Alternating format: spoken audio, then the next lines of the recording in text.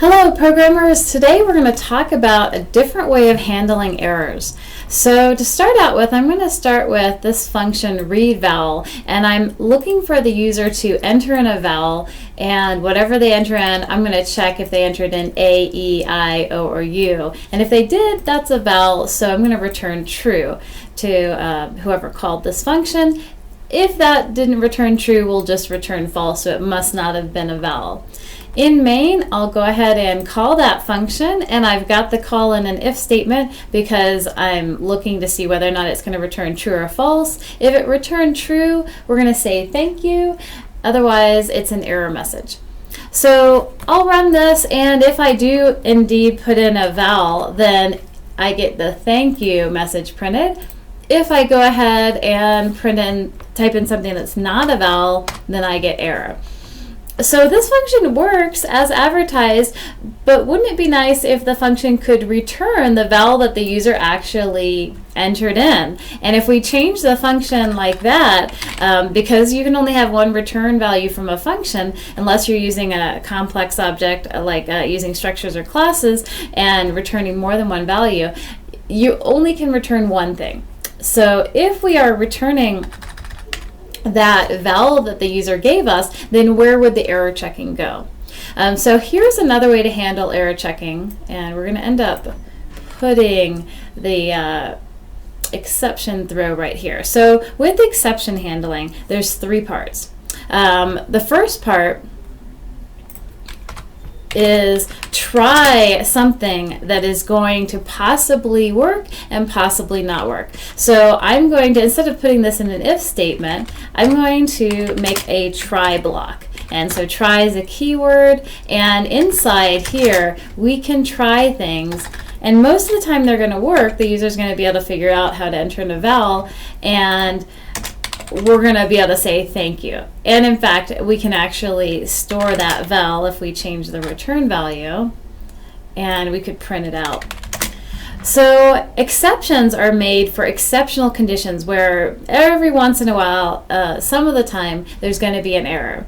So that error would occur if the user is not able to enter in A, E, I, O, or U. And so now we need to go to step 2. We need to throw an exception. So it's going to immediately jump out of this function. We've got a keyword throw, and you can throw anything. I'm going to actually throw a string. So I'll say the error message is not a vowel. And that's what I'm going to throw. But you could also throw integers or chars or objects of a structure or class type. So let's throw the error message.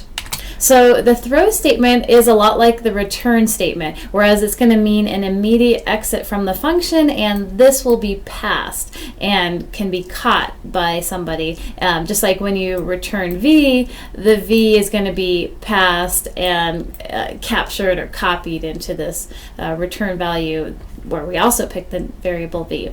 Okay, so we've got 2 of the 3 steps we needed. We're trying something that might cause an exception, might have some kind of error condition.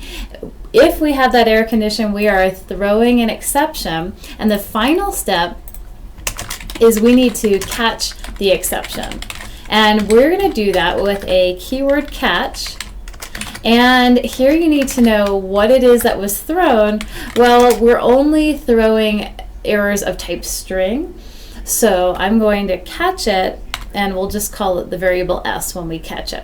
And now we could print this error message to the screen. Oops, that's s, if we want to. So the 3 parts for exception handling: you try something that might cause an exception. So that would mean this function might throw an exception that needs to be in a try block. Part 2, if something happens that's an error, you throw that exception. Part 3, you need to be able to catch that exception if it's thrown and do whatever error handling you want. So we're going to go ahead and try running this, and it's not going to look hugely different. We're still going to have enter in a vowel, and if I enter in a vowel, it's happy. The only difference is I'm able to pass that vowel as a return value from that function. And let's try something that's going to throw an exception. So if I put in something that is not a vowel, then it's going to throw the exception. Control is going to go back to main. It's going to look for a catch block that catches a string. It finds that, and then it prints error, not a vowel. So that is exception handling. One of the advantages is that this function is very reusable. We're not dictating how you have to handle the exception. We're just throwing the exception, and then whoever uses the function, they can decide, well, how do you want to handle that error? In this case, just printing an error message, but maybe someone else might want to reuse the function and set the vowel to E as a default or something. So exception handling, very powerful. We'll keep talking about that in the next class as well.